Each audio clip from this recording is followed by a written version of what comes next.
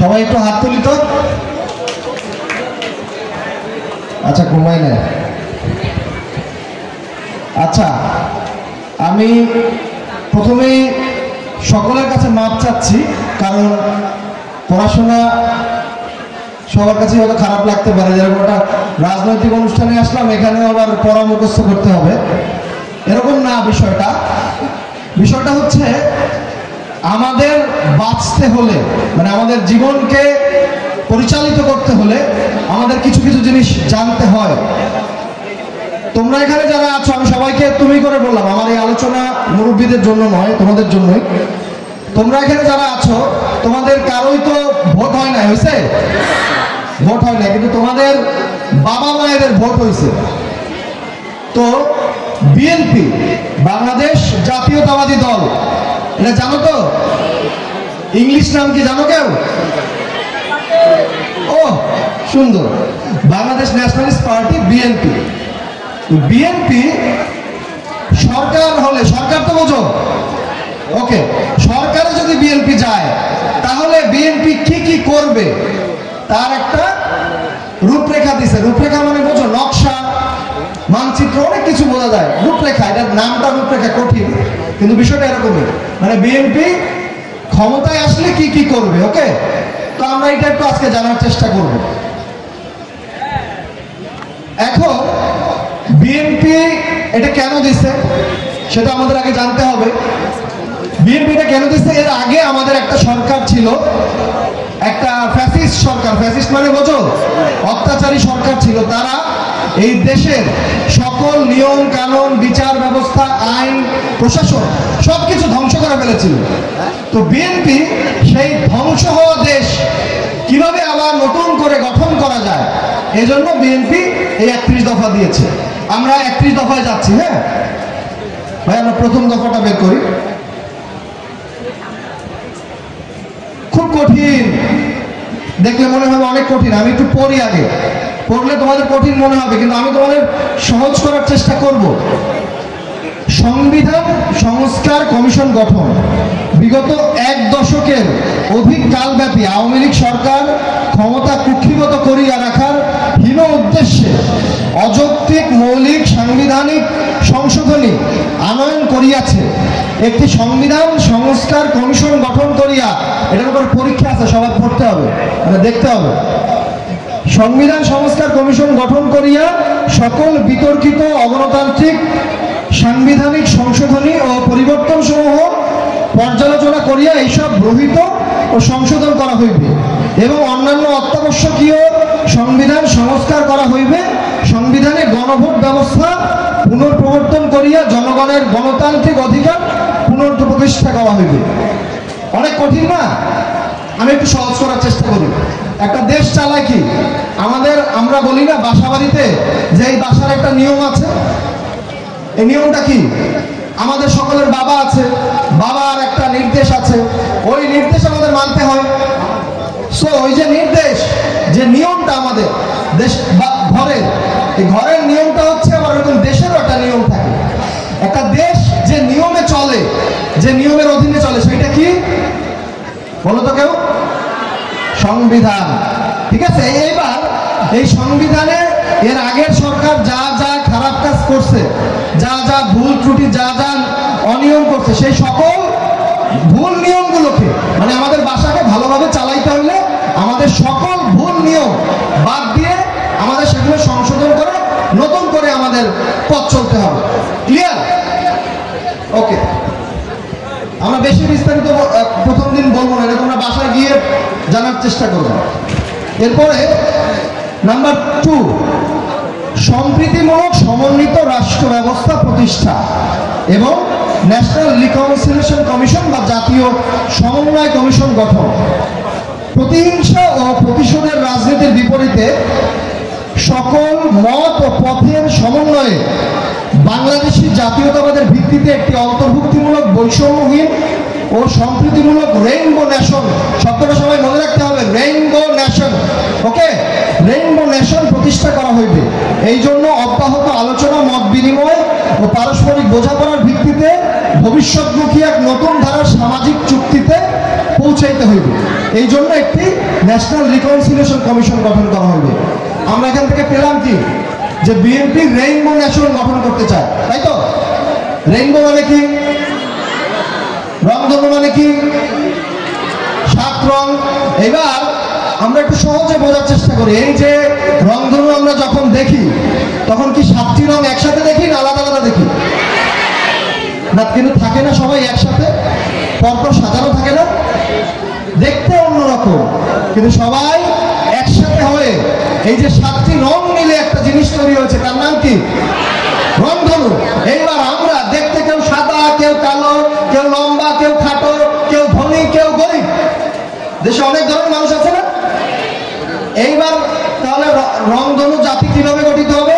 এই যে আমরা বিভিন্ন ধরনের মানুষ, কিন্তু কোনো ভেদাভেদ থাকবে না। বুঝতে পারছেন রেইনবো নেশন কি? ক্লিয়ার? ওকে ভাই, 3 নম্বরে যাই।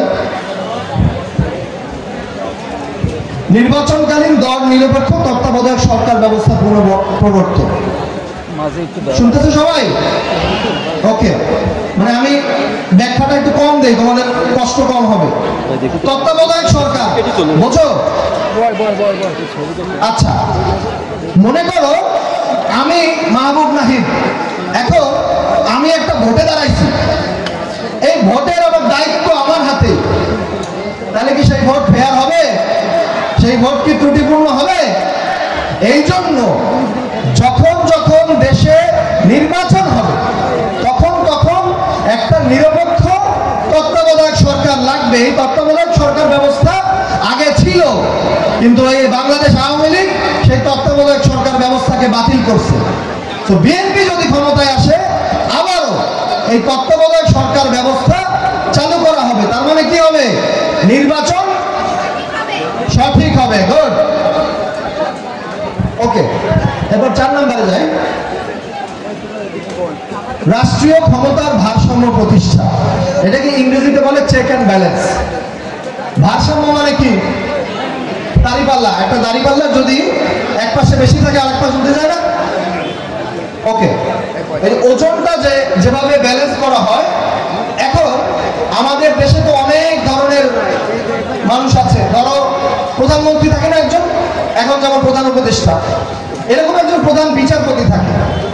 তো এই যে সরকারের যারা, মানে দেশের যারা বড় বড় জিনিস আছে, মানে এই প্রধানমন্ত্রী, বিচার বিভাগ, মানে নির্বাহী বিভাগ যারা কাজ করে, মানে যারা সরাসরি কাজ করে, এই যে সকল বিভাগ, এই বিভাগের মধ্যে এখন যদি এরকম হয় বাড়িতে 3 ভাই, 3 ভাইয়ের মধ্যে কারো ক্ষমতা বেশি কারো ক্ষমতা কম, ক্ষমতার কোনো ভারসাম্য নাই, কোনো মিলমিশ নাই, তাহলে কি বাড়ি চলবে?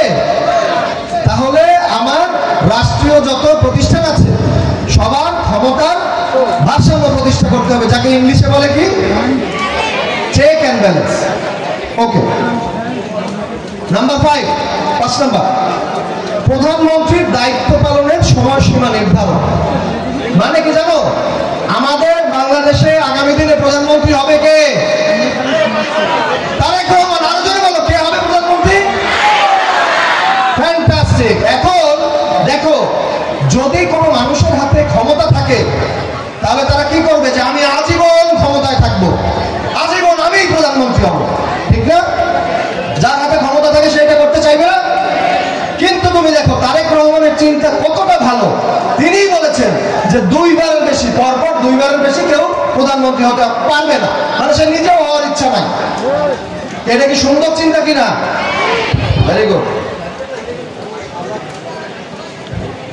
এটা অনেক কঠিন, মানে এটা তোমাদের মানে চেষ্টা করে কষ্ট করে বোঝারই দরকার নাই, শুধু তোমরা জেনে রাখো যে সংসদটা কি? সংসদ বোঝো? গুড, সংসদ বোঝো? ছেলেরা জিমাই করতে সংসদ বোঝো? আচ্ছা, সংসদ আমাদের বর্তমান যে সংসদ, সেই সংসদ মানে 1 কক্ষ বিশিষ্ট। এটা বিদেশের অনেক দেশে আছে 2 কক্ষ বিশিষ্ট সংসদ থাকে, একটা হচ্ছে নিম্ন কক্ষ আর একটা হচ্ছে উচ্চ কক্ষ। এখন বিএনপি ক্ষমতায় আসলে এই উচ্চকক্ষ বিশিষ্ট মানে দ্বিকক্ষ, উচ্চকক্ষ হবে মানে দ্বিকক্ষ বিশিষ্ট সংসদ হবে, মানে বিএনপি দ্বিকক্ষ বিশিষ্ট সংসদ হবে করবে। তোমরা জাস্ট এইটুকু মনে রাখতে হবে, এটা অনেক কঠিন, এটা অত বোঝার দরকার নেই। এরপরে একটা মজার টপিক আছে 7 নম্বরে, সংবিধান। সংবিধান কি মনে আছে? আচ্ছা, সংবিধানের 70 অনুচ্ছেদ সংশোধন। 70 অনুচ্ছেদ কি আমরা তো জানি না, জানি? আমি একটু সহজে বলি। ধরো আমি ওই যে একটা বাসায় ছিলাম, আমি বাসার মধ্যেই থাকি, হ্যাঁ। মনে করো তোমার বাবার বিপক্ষে তোমরা 5 ভাই বোন আছো, কারো ভোট দেওয়ার মানে বিপক্ষে ভোট দেওয়ার ক্ষমতা নাই। মনে করো ঘরে একটা বিষয় আলোচনা হয়েছে, এখন আলোচনা কি বিষয় হয়েছে, যাই হোক আব্বা যা বলছে সব হ্যাঁ হ্যাঁ হ্যাঁ হ্যাঁ হ্যাঁ, তাহলে কি সকলের অধিকার প্রতিষ্ঠিত হবে? তোমাদের সকলের মত দেওয়ার অধিকার থাকতে হবে না? এখন সংবিধানের 70 অনুচ্ছেদে আছে যে সংসদে, সংসদ কি বোঝো তো? বলছিলাম সংসদ কি বলছি, ওই যে যেখানে সব এমপিরা বসে দেশ চালায় ওইটাই সংসদ। এমপি কি? সংসদ সদস্য। এই যে আমাদের মধ্যে এখানে যারা আছেন এদের মধ্যে থেকে কেউ সংসদ সদস্য হবেন, মানে এমপি নির্বাচিত হবেন, আমরা ভোট দিয়ে তাকে বানাবো, ওকে?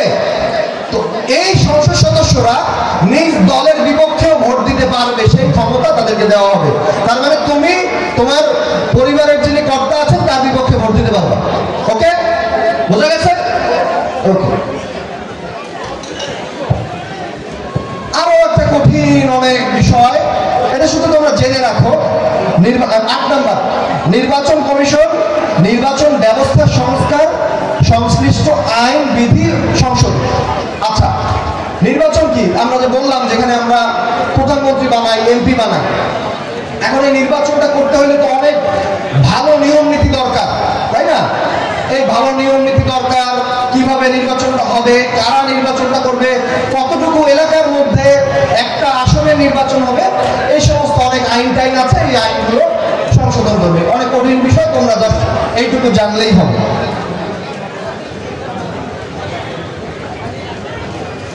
আবারও আরেকটা কঠিন বিষয়, বাট আমি চেষ্টা করবো তোমাদের বলার চেষ্টা করার, এর হচ্ছে স্বচ্ছতা নিশ্চিতকরণে। স্বচ্ছতা মানে কি? ঘুমাই বললে হবে না, সবাই ঘুমাই পড়ছে, খারাপ লাগতেছে? পরীক্ষা হবে কিন্তু ওই যে পুরস্কার আছে, না শুনলে কিন্তু মিস হয়ে যাবে। আচ্ছা, স্বচ্ছতা নিশ্চিতকরণে সকল রাষ্ট্রীয়, সাংবিধানিক ও সংবিধিবদ্ধ প্রতিষ্ঠানের পুনর্গঠন। মানে ওই একই বিষয় আবারও আমরা আসছি, সংবিধান, ওই যেটা বলছি দেশের নীতি বিধান, এই বিধানের আন্ডারে আবার অনেক প্রতিষ্ঠান আছে, সেই প্রতিষ্ঠানগুলোকে বিভিন্নভাবে ধ্বংস করা হয়েছে, বিভিন্নভাবে ক্ষতি করা হয়েছে, সেই সমস্ত প্রতিষ্ঠানগুলোকে নতুন করে পুনর্গঠন করা হবে। এটা হচ্ছে 9 নম্বর। আমি প্রোগ্রামে কথা বলতে পারবো। নাম্বার 10 নম্বর কি দেখা যাচ্ছে? পড়তে পারতেছো? পড়া যাচ্ছে না, আমি পড়ি। জুডিশিয়াল কমিশন গঠন, সুপ্রিম জুডিশিয়াল কাউন্সিল পুনর্প্রবর্তক এবং সংবিধানের আলোকে বিচারপতি নিয়োগ আইন প্রণয়ন। আচ্ছা, এটা আমি বলি। ধরো বিচারপতি কারা বলো তো? বিচারপতি তোমার বিচার করবে যারা আজ জেগেছে, এই জনতা। এই গান শোনো না? এখন বিচারপতি যে দেশের মানুষের বিচার করবে, মনে করে এই যে ওই মাত্র থাপ্পড় মারছে একটা, এখন এইটা যে বিচার করবে, এই বিচারটা করতে হইলে যে বিচার করবে তাকে কি ভালো হইতে হবে না খারাপ হইতে হবে? এখন তাকে যারা নিয়োগ দিবে, তাকে যারা মানে পদে বসাবে, সেই পদে বসানোর প্রক্রিয়াটা ভালো হইতে হবে না খারাপ হইতে হবে? খুব সহজ। প্রশাসনিক সংস্কার কমিশন গঠন। হ্যাঁ, সব করে বলিস। হ্যাঁ, আমরা প্রশাসনিক সংস্কার কমিশন গঠন মানে প্রশাসন যারা আছে, পুলিশ তারা, এই যে পুলিশরা আগে অনেক খারাপ আচরণ করছে আমাদের, তোমাদের উপরে যে লাঠিচার্জ করছে, অনেক ক্ষতি করছে, এটা যাতে তারা না করতে পারে, আমরা এই বিষয়টাও করব। তো আমাদের মানে অতিথিরা বলছেন, আসলে আমি প্রথমেই বলেছি বলতেছি যে এটা অনেক কঠিন, বাট আস্তে আস্তে তোমরা বুঝবা। তোমরা যখন বড় হবা তখন আস্তে আস্তে বুঝবা। হ্যাঁ, আমরা যাচ্ছি।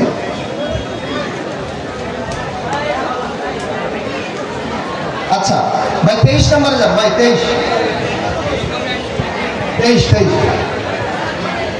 যান ভাই।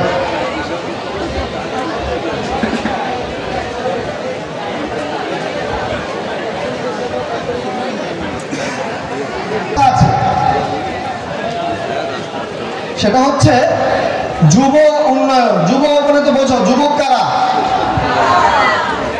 আচ্ছা, এখানে একটা ইংরেজি শব্দ আছে যেটাকে বলে ডেমোগ্রাফিক ডিভিডেন্ড। অনেক কঠিন শব্দ। এটাকে বাংলায় বলে জনমিতিক লভ্যাংশ বা কর্মক্ষম জনগোষ্ঠী। কর্মক্ষম জনগোষ্ঠী কারা জানো? 15 বছরের থেকে যারা মানে কর্মক্ষম জনগোষ্ঠী তো শুরু হয়, মানে যারা 15 বছরের পরে হয় তারা কর্মক্ষম জনগোষ্ঠী হয়। এখন বিএনপি একটা পরিকল্পনা করছে যারা শিক্ষিত কিন্তু চাকরি পাবে না তাদেরকে 1 বছরের জন্য ভাতা প্রদান করবে। ভাতা মানে বোঝো তো, মানে বাংলায় বলে টাকা দিবে, ঠিক আছে? সো এইটা আমাদের 23 নম্বরে আছে। আর যেটা বললাম যে কর্মক্ষম জনগোষ্ঠী, এই কর্মক্ষম জনগোষ্ঠীকে যাতে বেশি বেশি করে কাজে লাগানো যায়। মানে আমি কাজ করতে পারি কিন্তু আমার কাজ নাই, তাহলে আমার কাজ তৈরি করতে হবে। এই জন্য বেশি বেশি কাজ তৈরি করার জন্য বিএনপি বিভিন্ন কর্মসূচি হাতে নেবে। এরপরে আমাদের উদ্বোধক মহোদয় তিনি তোমাদেরকে একটা কথা বলে গেছেন যে চাহিদা ভিত্তিক শিক্ষা আর জ্ঞান ভিত্তিক শিক্ষা। এখন এইটা আমি একটু, যেহেতু এটা শিক্ষার বিষয়, এটা আমি একটু ছোট্ট করে বলতে চাই তোমাদেরকে। আমার চাহিদা কি? তোমার কি এখন চাহিদা কি? ভাত না বিরিয়ানি? ভাত না বিরিয়ানি? সবার চাহিদা বিরিয়ানি। প্রত্যেক বেলা কি বিরিয়ানি ভালো লাগবে? আচ্ছা, গুড। এখন যার যেটা চাহিদা তার সে চাহিদা পূরণ করতে হবে, তাকে সেই অনুযায়ী শিক্ষা দিতে হবে। মনে করো আমি চাই যে আমি একজন মেকানিক্যাল ইঞ্জিনিয়ার হব। এখন আমাকে তো সব সাবজেক্ট পড়ায় লাভ নাই, আছে? যার যেটা দরকার তাকে সেই শিক্ষা দেওয়া হবে, বুঝতে পারছো? তোমার যেটা দরকার তোমাকে সেই শিক্ষা দেওয়া হবে। আর যখন মানে এটা তুমি যখন ছোট পর্যায়ে থাকবা, যখন তুমি অনেক বেশি জ্ঞান বড় হয়ে যাবে, অনেক বেশি জ্ঞান অর্জন হয়ে যাবে, তখন তুমি অনেক কিছু শিখবা, অনেক আরো আরো আরো জ্ঞান বাড়ায় দেওয়া হবে। সেটাকে বলে জ্ঞান ভিত্তিক শিক্ষা। মানে তখন তোমাকে বেশি বেশি জ্ঞান দেওয়া হবে, বেশি বেশি গবেষণা করবা। গবেষণা মানে কি বলো তো? হ্যাঁ হ্যাঁ, মনে করো গবেষণা করবো আমরা যে এই পুকুরের মধ্যে ভিতরে কি কি আছে, লুকিয়ে আছে, এইটা আমরা গবেষণা করবো, খুঁজে বের করবো। এইটা হচ্ছে গবেষণা। মানে এই ধরনের গবেষণায় আমরা দেখি না ওই যে অনুবীক্ষণ যন্ত্র লাগাইয়া, তুমি তো আস্তে আস্তে যাবা, অনুবীক্ষণ যন্ত্র লাগায় অনেক কিছু দেখে। তোমাদের যারা বড় ভাই বোন তারা অনেক গবেষণা করে। যখন তুমি আস্তে আস্তে অনেক বড় হবা তখন তোমাকে গবেষণা শেখানো হবে। এরপরে 31 দফায় আর একটা গুরুত্বপূর্ণ বিষয় আছে পরের টায়, সেটা হচ্ছে সবার জন্য স্বাস্থ্য। সবার জন্য স্বাস্থ্য কি?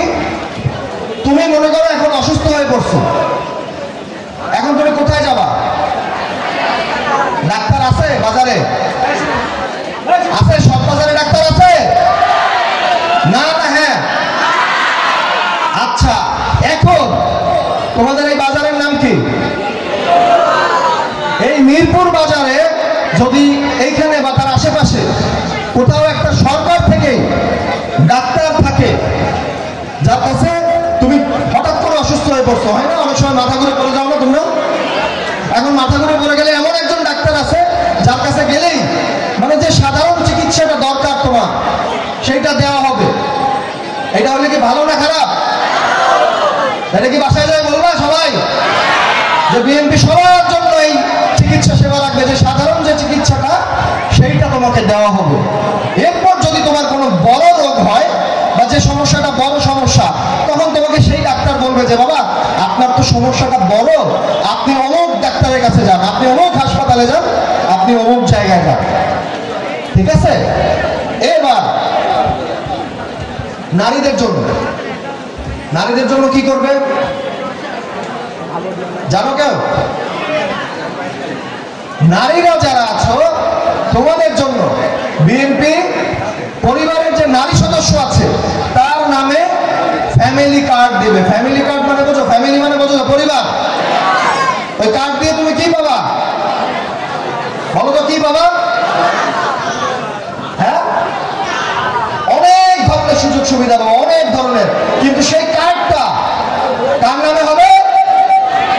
পরিবারের কার নামে হবে? নারীদের নামে হবে। Very good. এরপরে আমরা আরেকটা টপিক জানবো, কৃষি। কৃষি ছাড়া আমাদের চলে? এখানে তোমাদের পরিবারের কেউ না কেউ কৃষি কাজ করে, এরকম কে আছে? আমি সহ সবাই সবাই সবাই হাজার সবাই পরিবারের কেউ না কেউ কৃষি কাজ করে না? ওকে, এবার যারা কৃষি কাজ করে তাদের কাছে গিয়ে আজকে একটা বার্তা পৌঁছাইতে হবে তোমাদের। কি বার্তা? বিএনপি যদি তারেক রহমান প্রধানমন্ত্রী হয় তাহলে বিএনপি কি করবে? একটা ফার্মার্স কার্ড দেবে। ফার্মার্স কার্ড মানে কি? ওই যেটা বলছি, পরিবারের যেরকম কার্ড সেরকম কৃষকের একটা কার্ড থাকবে। কৃষকের কার্ডটা কি? এটা দিয়ে কি পাবে? হ্যাঁ, সার, বীজ, কীটনাশক, নানান ধরনের সুযোগ সুবিধা পাবে, এমনকি লোনও নিতে পারবে। ঠিক আছে? বুঝতে পারছো? এইবারে আসো, তোমাদের বাবা মা, বাবা দাদা চাচারা যে ফসল ফলায় সেই ফসল কি করে? কি করে? বিক্রি করে। ঠিক মতো দাম পায়? পায় দাম? আচ্ছা, এই জন্য তোমাদের বাবা দাদা চাচারা যারা সঠিকভাবে দাম পায় সেই দাম পাওয়ার জন্য বিএনপি সরকারিভাবে একটা সেন্টার তৈরি করবে যেখানে তোমাদের বাবা চাচা দাদারা সেই ফসল গিয়ে বিক্রি করতে পারবে। এটা কি ভালো না খারাপ? Very good. আচ্ছা, এরপর তোমাদের এলাকায় খাল আছে? আছে? কয়টা খাল আছে? এই বাংলাদেশে খাল কিভাবে আসছে জানো কেউ? কেউ জানো? হাত উঁচু করো। হ্যাঁ, আপনারা বললে হবে না তো, বাচ্চারা বলতে হবে। আচ্ছা, উনি বলছেন মেজর জিয়াউর রহমান তৈরি করে। এই যে বিএনপি, যে দলের আমরা সবাই কর্মী, এই দলের প্রতিষ্ঠাতা কে? জোরে বলে কে? শহীদ প্রেসিডেন্ট জিয়াউর রহমান। এই বাংলাদেশে এই যে যত খাল দেখছো, এই খাল খনন নিজ হাতে নিজে কোদাল ধরে এই খাল খনন শুরু করেছে কে? শহীদ প্রেসিডেন্ট জিয়াউর রহমান। এই যে খালের কারণে আমাদের কি কি উপকার হয়? খালের কারণে আমরা মাছ খাইতে পারি, খালের কারণে আমরা যে ধান চাষ করি সেই পানি পাই। ওকে, এবার আমাদের বিএনপি যদি আবার ক্ষমতায় আসে তাহলে আবার নতুন করে এই খাল খনন কার্যক্রম শুরু করবে। এবার আরেকটা প্রশ্ন আছে, জিয়াউর রহমান কয়টা খাল খনন করছিল কেউ জানো? আমি আজকে বলবো, মনে রাখতে পারবা? আবার দেখা হলে বলতে পারবা? 1400 খাল খনন করছে। কত? ওকে ওকে, আর আমি শেষ করে দিচ্ছি। সর্বশেষ যে কথাটা আমাদের ওখানে লেখা ছিল, এই যে একটা সরকারের কাজ কি? দেশ পরিচালনা করা। দেশ পরিচালনা কেন করে? মানুষ যাতে ভালো থাকে, ঠিক কিনা? মানুষ কিভাবে ভালো থাকে? পেটে ভাত থাকলে, ঠিক কিনা? পেটে ভাত কিভাবে থাকে? পয়সা উপার্জন হইলে, ঠিক কিনা? এবার বিএনপির এই 31 দফার মূল লক্ষ্য হচ্ছে কি? অর্থনৈতিক মুক্তি। আবার আমি বলি কি, বিএনপির 31 দফার লক্ষ্য কি? অর্থনৈতিক মুক্তি। কি আমার ডিম আনতে পান্তা ফুরাবে না, ভুল বলছি নাকি? আচ্ছা, নুন আনতে পান্তা ফুরাবে না। যাই হোক, আমার এমন একটা দেশ গঠন হবে যেখানে ওই যে রেইনবো নেশন বলেছি, সবাই দেখতে অন্যরকম কিন্তু সবাই এক সাথে দাঁড়িয়ে আছে, সবাই সমান, প্রত্যেকের অধিকার সমান, প্রত্যেকের পেটে ভাত আছে, প্রত্যেকের ছেলে মেয়ে স্কুলে যায়, আমরা প্রত্যেকে শিক্ষা সেবা পাই। এই যে তোমরা যারা মেয়েরা আছো না, মেয়েদের জন্য এই বাংলাদেশের শিক্ষা ব্যবস্থা বেতন ছাড়া কে করছে জানো না? আরেকটু পরে যাও, আরেকটু পরে যাও। বেগম খালেদা জিয়া জনবলে কে? এই বাংলাদেশের নারী নেতৃত্বের নারীদের অগ্রধার কে? আগামীর প্রধানমন্ত্রী হবে কে? আবার বলি কে? আমি বলি তারেক, তোমরা বলবো কি? আগামী প্রধানমন্ত্রী হবে Tarique. Thank you very much.